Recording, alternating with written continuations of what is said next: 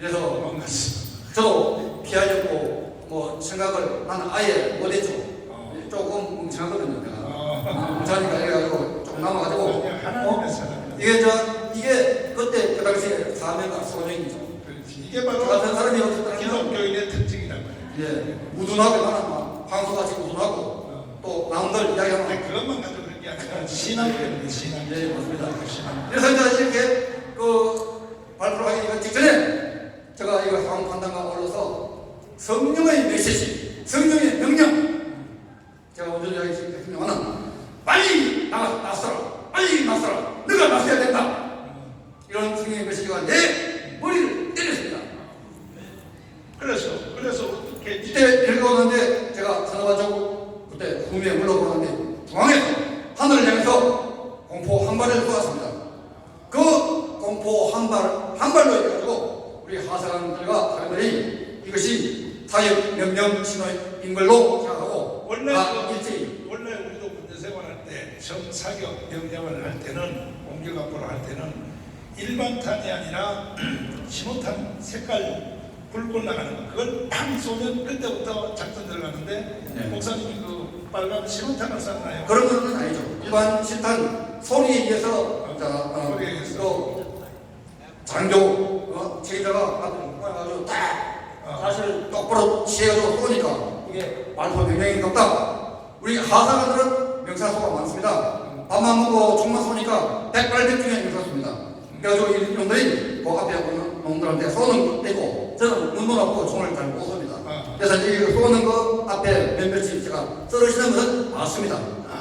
그러니까 목사님이 신호탄을 팡 쏘니까 밑에 대원들이 신호탄이라고 해가지고 쏜 것이 아니고 저는 일단 성령의 메시지에 일단 막 공부를 하다가 그러니까 밑에 보면 신호탄을 듣는 거죠. 그렇죠. 그렇죠. 발포 그렇지. 우리 이제 소대장이 쏘았구나. 그건 사격하는 뜻이구나. 네네. 그때부터 이제 격전이 붙은 거죠. 그때 그러니까 그 격전이라기보다는 아예 그 산발적으로 또 집중적으로 이렇게 했는 거. 내가 집중적으로 산발적으로 이야기가 무슨 말이냐면 집중적으로 쏘되 산발적으로 약간 쏘되 그대로 약간 이렇게 쏘는 건 아닙니다. 실탄도 한인되고 앞에 오는 타겟들 아주 핵심적인 타겟들 그것이 뭐냐? 북한 특수군 요원들입니다. 그 특수군 요원들과 핵심 추종 세력들 그런 앞장선 놈들 알리 모자 앞장서 현수가 들고 외치고 김일성을 연호하는 이런 놈들 딱 보면 압니다. 오케이. 그래서 쐈더니 드디어 시민 검은머리 시민들이 그래서 지금 현재 이 수십만 명의 그 시위대가 징집을 해오는 거 우리가 옛날에 6.25 때 한강교를 폭발을 하더라도 앞에 사람 물에 빠져 죽어도 계속적으로 밀고 나옵니다. 근데 지금 여기도 마찬가지입니다. 앞에 총소리가 나도 계속 밀고 나옵니다. 근데 앞에 사람이 진짜 쏘아가지고 맞아가지고 죽으니까 공포가 아니네 진짜 죽네 몇몇이가 사람이 죽는 걸 딱 한번 보니까 그 다음에 진격이 멈췄습니다. 그걸로 5.18은 사실은 꺾인 거죠. 그러니까 이걸로 꺾인 것이 아니고 우리는 이때 우리가 이기려고 한 것이 아니고 우리가 살기 위해서 안전하게 물러나게 하기 위한 작전이었습니다. 우리가 그때 그 당시에 무기라고 양무시킨 실탄 15발밖에 없는데 저 적들은 이미 엄청난 무기와 화력과 TNT 이렇게 엄청난 이런 무기가 있는데 싸움이 안 됩니다. 이기지 못합니다. 아무리 득대다 날고기는 득대다 하더라도 무기가 없는데 실탄이 없는데 못 이깁니다. 그때부터 사실은 그 이후에 비밀 탈출 작전인데 이걸 갖다가 이야기하려고 하면 또 1시간이 나오니까 그래서 이때 거기까지만 거기서 오늘은 결국은 공수부대가 작전상 후퇴해서 광주 외곽 전체를 포위하는 쪽으로 이제 바뀐 거죠. 그죠? 그렇죠. 그 후에 이제 포위를 하고 있다가 결국은 이제 5월 27일 날에 이제 그 마지막 이런 그 작전을 펼쳤는데 근데 그 이런 작전에 가지고 저는 이제 고와 태각고 앞까지 있는 이야기를 100% 확실하게 이야기를 하고 있고 그 외에 여러 가지 내가 그 교도소 이야기가 뭐 정규적으로 439대에서 이야기를 하고 있습니다만은 이거는 제가 직접적으로 지휘를 한 것이 아니니까 이거는 오늘은 여기까지만 하고 유보를 하겠습니다. 그 후에 이제 내가 공에 다니면서 광주 가서 집회하면서 이제 많이 알아보니까 사실은 거기에 목사님들이 크게 기여를 했더라고요. 그러니까 목사님이 사격하고 나서 개각해서 이제 작전이 바뀐 거죠. 호텔에서 전체 광주를 둘러싸 해서 군인들이 이제 포위하고 스스로 내부에서 지쳐서 쓰러지도록 이제 작전이 바뀌었는데 그때 이제 목사님들이 일어났어요. 내가 증언해볼게요. 개신교 목사님이 일어나서 절대로 안 된다. 공수부대하고 싸우면 안 된다. 그래서 여기서 공수부대하고 싸울 놈들은 일어나와. 그리고 안 나오는 사람이 나오니까 대부분의 사람들이 안 싸우겠다고. 그래서 그것을 끝내는 데는 목사님들이 크게 기여를 했어요, 사실. 할렐루야. 목사님들이 목사님들이 아니었으면요, 광주 사태요, 저거 광주 시민들의 절반은 죽었을지도 몰라요. 그러니까 목사님들이 그때 어떻게 판단했냐면은, 아니 공수부대하고 총질을 하는 분들은 누구냐 이거야. 이게 과연 광주 시민이냐 이게. 그래서 목사님들이요, 절대로 하면 안 된다 해가지고 총단해라, 총단해라 해서 협상해, 저 당국하고 협상해가지고 결국은 광주 사태가 이제 그만큼의 희생으로 끝난 것은요, 불행 중에 다행입니다. 총 돌아가신 분이 몇 분이시죠? 전체가 지금 강수자는 약간 오락가락 이렇게 하고 있는데 200명 안 됩니다. 180몇 명입니다. 200명도 안 돼요. 그렇게 떠들고 40명 뭐 세월호 죽은 숫자만큼도 안 되죠. 안 되죠? 그러니까 이렇게 불행 중에 다행으로 끝난 것은요, 역시 여러분 이 목사님들의 기여가 컸답니다. 아멘. 우리가 잘 알고 있어야 됩니다. 그런데 이제 나는 주장하기는 뭐냐면, 그때 그렇게 기여했던 목사님들이 그 후에 사실 원망을 많이 들었어요. 저 강경파들한테. 그때 계속 민주적에서 튀어야 되는데 목사님들이 하지 말아 해가지고 광주 사태가 이게 실패했다고 이러니까 목사님들이 그때부터는 또 입을 다물고 있는 거야. 지금까지도. 나는 그래서는 안 된다는 거죠. 사실은 목회자들은 죽으면 죽을지언정 사실대로 증언해야 된다는 거죠. 사실대로. 맞잖아요? 반대로 캐톨릭 신부들은요, 천주교 신부들은 완전히 그 반란군 편에 속했어요. 개신교 목사님들은 아니고. 그게 갈라진 거예요. 갈라진 거예요. 그래서 역시 그 목사님들은 평소에 새벽 기도도 하고 늘 기도하고 하기 때문에 결정적인 순간에 가서는 결국은 목사님들이 광주 사태를 사실 해결했다고 봐야 되는데, 문제는 이제 다 끝난 40년 된 이 마당에서 자꾸 거짓말로 광주 사태를 들춰내가지고 그걸 가지고 보상금을 받고 그 다음에 이제 자식 때까지도 공무원 시험 보면 무조건 추가 2점과 더 맞고, 이게요, 이거 보통 문제 아니에요. 보통 문제가 아니죠. 그래서 이 문제를 해결을 위해서도 나는 지금 현재도 광주에 있는 개신교 목사님들이 앞장을 서야 된다고 생각합니다. 지금도 목사님들이 다 나와서 우리 진실을 말하자. 맞죠? 맞죠? 그리고 여기 가짜 보상 받는 사람들 다 자수하라. 자수해서 왜 우리가 광주가 왜 민족 앞에 자꾸 거짓말쟁이 되고, 왜 당신들은 몇 사람들이 몇백 명의 사람들이 보상 받아서 좋을지 몰라도 우리 광주 시민들이 다 국민들 앞에 말이야, 도매금으로 말이야, 이런 취급봐도 되겠냐? 다 내놔. 다 내놓고 이거 재조사해서 보상금 받는 사람들, 가짜로 받는 사람들 다 자수하고, 이 일까지도 목사님들이라는 해줘야 된다고 생각합니다. 내가 광주에 있는 목사라면 난 바로 그렇게 하겠습니다. 바로. 요거에 대해가지고 제가 중요한 이야기를 한마디만 하겠습니다. 지금 현재 문재인이가 평양에 왔다리 갔다리 하고 판문점에 왔다리 갔다리 하는 이유가 뭔지 아십니까?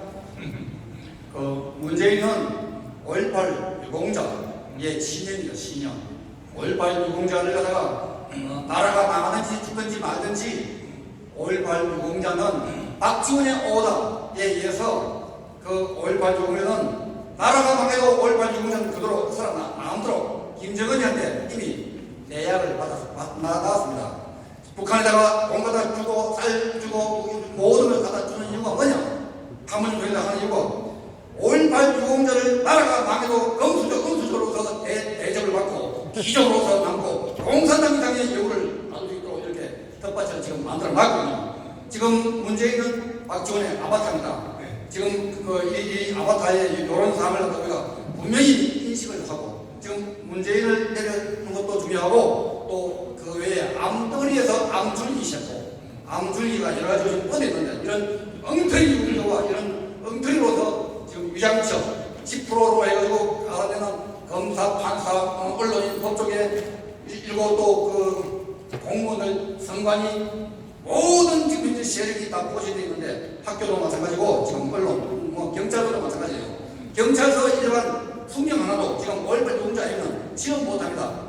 공무원은 물론이고 이렇게 지금 이제 서울대, 법대, 연고대, 스카이 대학도 지원 못하니까 우리나라에 지금 장가 시집을 못 가니까 출산율이 낮은 이유입니다. 대한민국의 출산율을 높이게 하기 위해서 꼭 필요합니다. 그렇지 없고 그래서 저는 한국 교회가 특별히 이 전라남도, 광주, 목포 이쪽에 사시는 목사님들이 이 시대 문제를 해결해 주기를 바랍니다. 결국 목사님들 외에는 해결할 사람이 없습니다. 해결할 사람이 없고 마지막 최후의 뿌리는 이게 종교인이 나서야 되는데 그렇게 해야 되고 오늘은 우리 진동국 그 당시 중인이었었죠. 중인님의 내가 발포자의 명령에 결정적인 내가 당사자다 하는 말씀을 들었고 앞으로 또 그 제가 만난 그 고정관청 할아버지 그분을 내가 한번 모시고 왜 5.18이 일어나게 되었는가에 앞에 역사적 동기 왜 대구에서 안 일어나고 왜 광주에서 일어납니까? 왜 대전에서 안 일어나고 왜 광주에서 일어납니까? 그런 역사적인 앞에 배경을 난 그 할아버지 얘기, 그 고정관청 그분의 얘기 들어보니까 한눈에 내가 이해가 됐어요. 그래서 거기에 대해서 앞으로 또 한번 토크를 해보도록 하고 결국은 이거는 한국의 기독교가 이건 역사적 책임을 지고 이건 해결해야 될 문제라고 생각합니다. 교회 아니면 이건 해결할 수가 없습니다. 목사님도 이렇게 담대하게 주문으로 나온 것은 목사가 됐으니까 그렇죠? 결국 목사가 됐으니까 양심에 거짓말을 못하죠. 뭐 거짓말 새벽 기도할 때 자꾸 한번 그러니까 성령이 그러니까 이 개새끼야 나쁜 새끼야 사실도 말하면서 목사를 했잖아. 설교하지 마 이 자식아. 자꾸 성령이 증언을 받으니까 그러니까 참 기독교인들은요 우리 마음대로 못 살아요. 성령에 의해서 사는 거죠. 그죠? 하여튼 오늘 이렇게 마지막으로 한 말씀만 하고 나가겠는데 지금 제가 MBC하고 싸우고 있습니다. 아시죠? 예. 이 MBC하고 아주 맹렬한 싸움을 하고 있는데 MBC 사장 이하 PD수첩들 몽탄 다와 MBC를 갖다가 강도로 싸우고 있는데 이 MBC와의 싸움은 아까 이야기했던 것처럼 MBC만의 싸움은 아니에요. 지금 좌파 언론 전체와의 싸움이고 이것이 나가지고 법조계와의 싸움이고 또 주소파가 지금 있는 청와대와의 싸움입니다.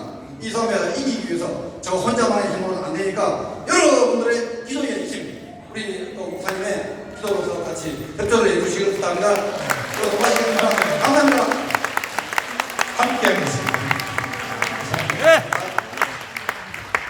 MBC와의 싸움은 이제 뭐냐면은 그 목사님한테 와서 MBC 기자가 이제 인터뷰를 한 거야. 했는데 그걸 그러니까 목사님도 경험이 없어서 말려 들어가려는데 절대로 생방송이 아닌 것을 하면 안 돼요.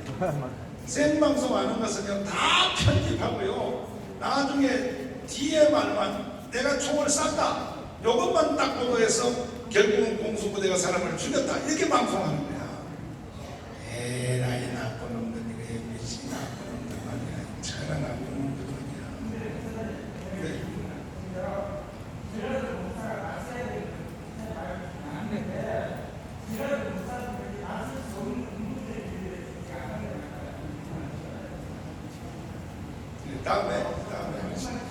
다음에 말씀드릴게요. 이미 저 다른 분을 통해서 얘기 다 들었습니다. 왜 나설 수 없는 이유는 네네 그것도 내가 다 들었습니다. 여기 뭐 우리 청교도의 절반은 전라도니까요.